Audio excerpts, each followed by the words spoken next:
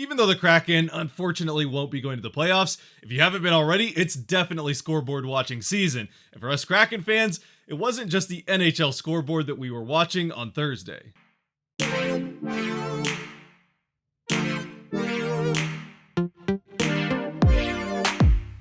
What's cracking, everybody, and welcome back to Kraken R&R, where first things first, it's a Seattle Kraken win, shutting out the Chicago Blackhawks 2-0 in Chicago. It's the second shutout in franchise history, and the second one for Philip Gurbauer. Both of them coming on the road, so still waiting for that first one at home. Before we get too deep into the Kraken game, though, earlier in the day, there was another game that was of great interest to Kraken fans, and that, of course, being the first semifinal game of the Frozen Four, the college hockey tournament for those who are unfamiliar, which featured the second overall pick in Matty Beniers from last year's draft. It also featured the first, fourth, and fifth picks from that same draft, all Beniers teammates, who all went back to college this season to take one more run at that college title before coming to the NHL. Of course, us Kraken fans were mostly focused on Beniers because he's the one the Kraken took in that draft, but for him and all his teammates on the Michigan Wolverines, unfortunately, that run at the college title did come up short as they end up falling 3-2 to the University of Denver in overtime. It was a heck of a game though, back and forth all game long, both teams scoring once in the third period to get the game to overtime, where unfortunately some of us didn't get to watch overtime because ESPN cut away from overtime to go to pregame for MLB opening day. And don't get me wrong, I love opening day in baseball, but come on, cutting away from a Frozen 4 game going to overtime for pregame nonetheless. And again, as far as the Kraken interest in this game is concerned, Beniers doesn't end up getting on the scoreboard for either of those two Michigan goals, but he was a big difference maker in this game and set up a number of very good scoring opportunities for the Wolverines all game long. So at least he did have a pretty good game, even if it doesn't reflect that on the score sheet itself. And while it is a bummer that we won't now get to see he and his teammates play for that title on Saturday, the good news for Kraken fans, or I guess the silver lining, is that that's 2 days earlier that Beniers can now sign with and potentially play for the Kraken here over the last few games of the season. Now, obviously, as they mentioned on the broadcast,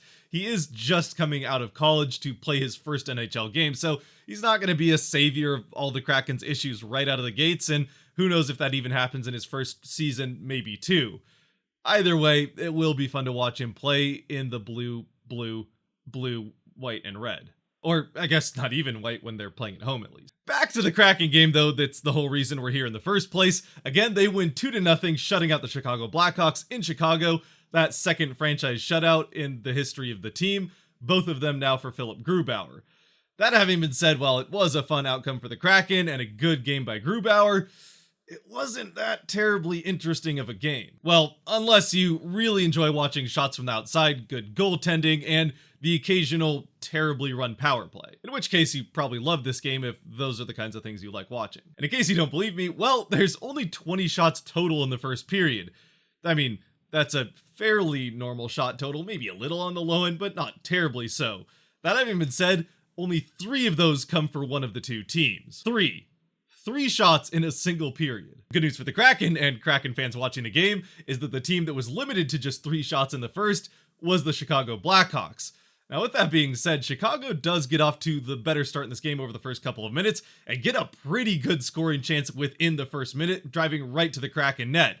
Fortunately, Gurbauer is able to come up with a save on that one, and it turns out that's all the warm-up he would need into this game, as he doesn't end up seeing another shot on goal until past the halfway point of the first period. As past those first couple of minutes of the game where Chicago was able to get that pressure, but only get the one shot off on goal, Seattle dominates this first period for the remaining 18 minutes of it, getting 17 shots on goal again to the Chicago 3, and even just as far as possession time is concerned, absolutely dominating the game there as well, controlling the puck for the vast majority of the first period, and stifling the neutral zone, really preventing the Blackhawks from getting anything going into the offensive end of the ice the few times that they were able to control the puck. Even with all that though, and the Kraken absolutely dominating this first period in every statistical way, the one way they aren't able to control the game is on the scoreboard, where at the end of one, it's still scoreless in a 0-0 tie, thanks in large part to Lehkonen in goal for the Chicago Blackhawks, who was stopping everything that came his way.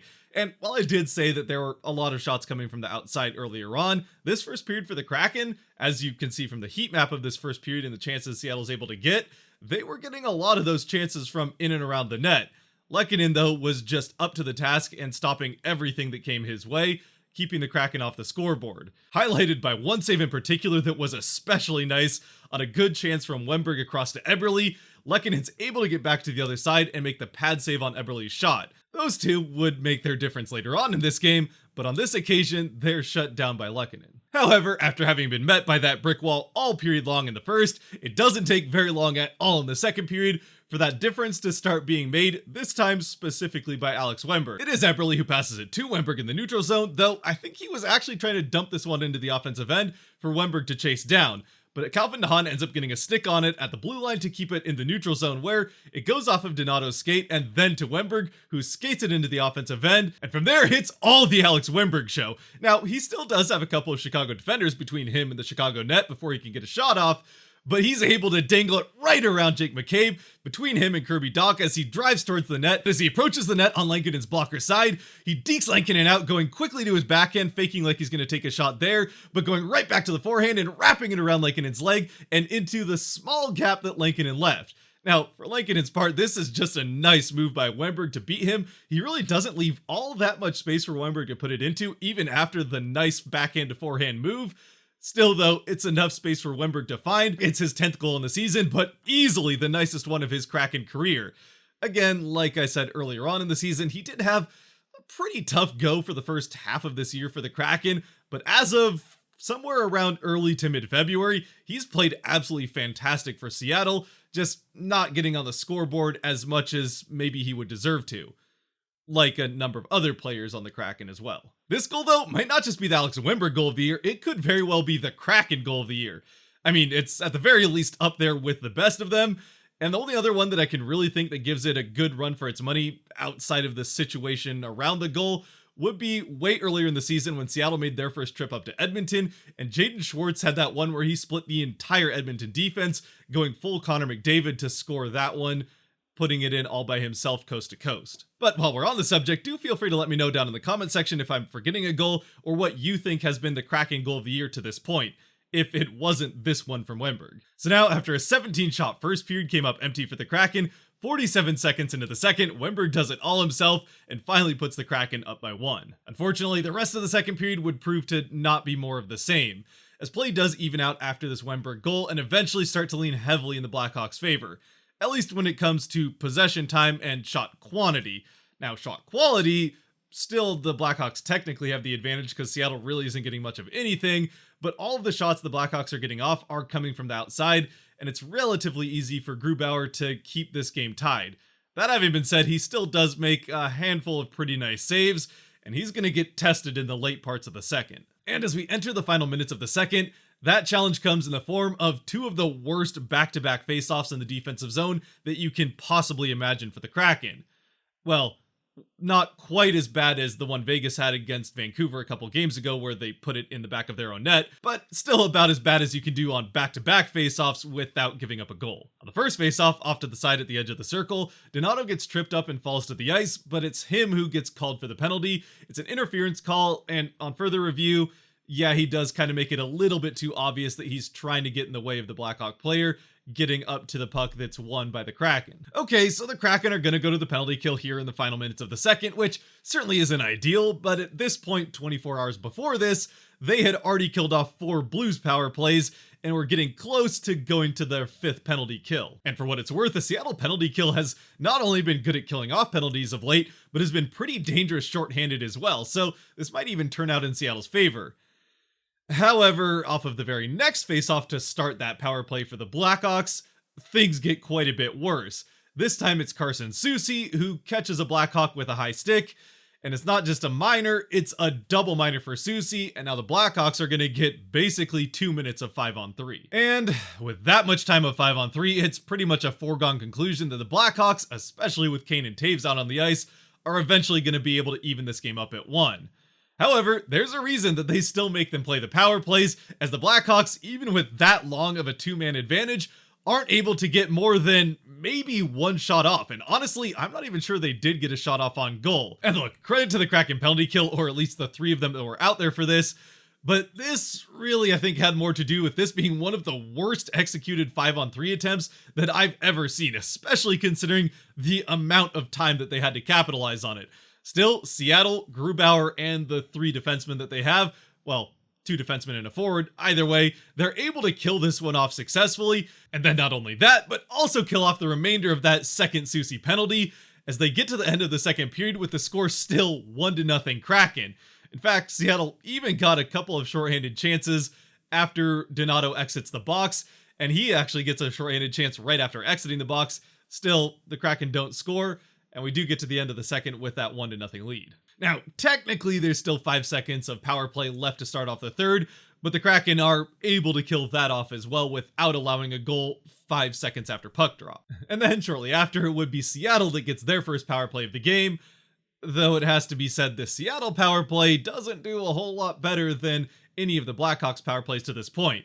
Granted, it was just 5-on-4 and not 5-on-3, but still it's not a particularly inspiring Kraken power play. And from there, the rest of this third period is a pretty back and forth affair, both goaltenders having to come up with some nice saves to keep the score 1-0 at either end. Grubauer a couple of nice saves to maintain the shutout, and Lehkonen a couple of very good saves on great chances created by the combination of Gord and Lind. First, it's Gord up to Lind on the backside, who gets absolutely robbed by Lehkonen, and then not long after, in fact I think it was their very next shift, it's Lind to Gord up by the net, once again shut down by Lehkonen, or actually Gord just puts it just wide of the net. Either way, Lehkonen was able to get across and probably would have made the save anyway. It wasn't just the goaltenders making saves though, as eventually the Blackhawks would get one last power play of this game, and while it doesn't really end up going much of anywhere, they do get a couple of very good shots off that are able to beat Grubauer. However, both of those shots end up ringing off the bar, or one of them's off the crossbar, but off of the pipes behind Grubauer and staying out of the net, as Grubauer is able to control the second rebound, preventing that from going out into a dangerous space. And he is all too happy to thank the post behind him after those 2 saves are made. Technically, they don't count as saves. In fact, they don't even count as shots on goal because they didn't go into the goal and weren't saved by the goaltender, but still, you get my meaning. And so, coming out of the 4th unsuccessful power play for the Blackhawks, we get into the final minutes of the game, and all eyes are now on Lehkonen to see when he's going to leave the net for the Blackhawks to go empty net and try to get this one even up in the final minutes. But before they can do that, the Kraken hold Lehkonen in the net, carrying the puck into the offensive zone. It's Jordan Eberle who just kind of glides from the high slot down towards the faceoff dot, and after a while of just, again, gliding along the ice and kind of just holding the same pose like a statue, he fires off a wrist shot and scores to give the Kraken the late 2-0 lead. Eberle's shot beats Lehkonen, who I guess was caught off guard after Eberle just kind of froze like a statue gliding along the ice. Either way, it's a bit of a soft goal that Lehkonen lets up after a night of fantastic saves by him. This one definitely could have been 2-0 a lot earlier on in the game. Either way, Eberle finds the back of the net, and eventually the Blackhawks do go empty net, but it isn't enough, and the Kraken finish off the shutout, winning this one 2-0. For Grubauer, he stops 29 of 29 for the Kraken. Again, the second shutout in franchise history.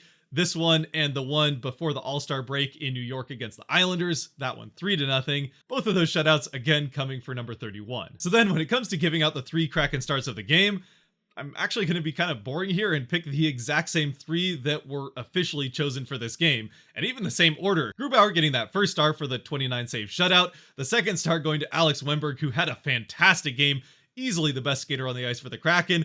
That absolutely beautiful goal to start off the second period, but even after that, he was one of the key parts of that penalty kill for the Kraken 5-on-3, having a couple of very nice clears. And he does have one gaffe a little bit later on the game where he almost gives up a breakaway, giving up a puck in the Kraken defensive end, but he quickly made up for that by cleaning up his own mistake and preventing the shot from being made. And the third star goes to the other Kraken goal scorer in Jordan Eberle, who didn't have quite as good a game as Wennberg, but still I think was pretty easily the second best Seattle skater. Even outside of the goal he scores, he does get an assist on this game on the Wennberg goal. Again, it was a bit of a lucky assist considering the puck didn't go where he meant it to go. Either way, it still counts as the same as any other assist at the end of the season. And he also made a couple of nice plays along with Wennberg that just didn't quite end up in the back of the net. I suppose if you didn't want to be boring and just go with the goaltender and the 2 goal scorers in a 2-0 shutout, you could also make an argument for Yanni Gourde in this one. He does get an assist, though it's a bit of an accidental one on the Eberle goals. It bounces off his skates before Eberle picks it up and eventually scores, much like Donato got the assist on the Wennberg goal. but he also had a couple of those near goal chances or goal setups with Cole Lind in the third period. Plus, again, being a pretty big difference maker for the Kraken when it comes to forechecking and backcheck. Vince Dunn is also worth mentioning in this one. He had a pretty good game himself, but also went down hard into the boards late in the second period and was very slow to get up. His right knee caught the brunt of that impact with the boards, and he wasn't putting weight on it as he went to the locker room to finish out the second. However, the good news is that coming out into the third, he was back out on the ice and played the rest of the game for the Kraken.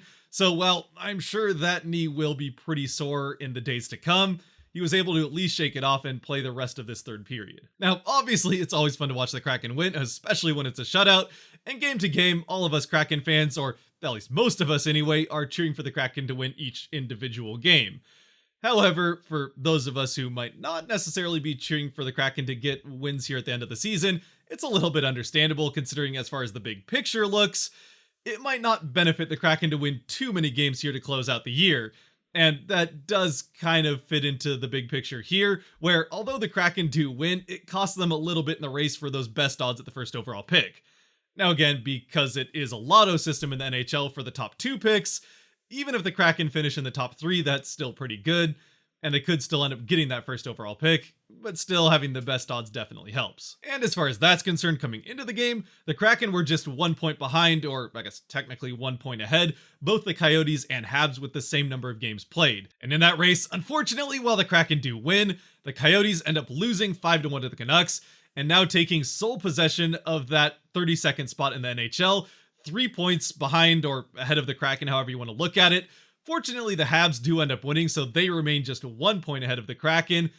The bad news is that they end up beating the New Jersey Devils, who, if there's another team that's going to catch Seattle, it would probably be the Devils. I suppose the other one would be the Flyers, who also ended up winning tonight.